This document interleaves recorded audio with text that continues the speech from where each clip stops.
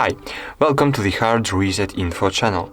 In this video I will show you how to set up the Nearby Share on your Motorola Edge 30 Pro. So first you need to open the control panel, then find here Nearby Share. It's here, tap and hold on it. You will see the settings of the Nearby Share function.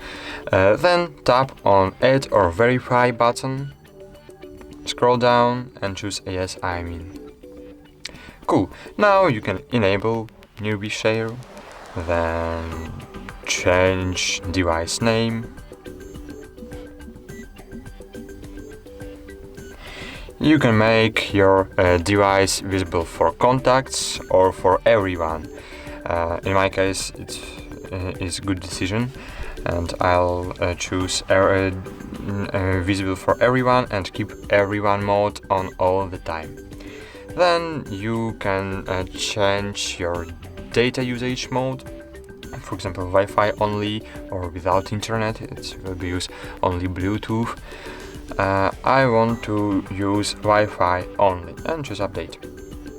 And cool. Now you can send data, you can send files, photos, videos, and receive files too. So thank you for watching, like this video, subscribe to our channel, and bye! See you!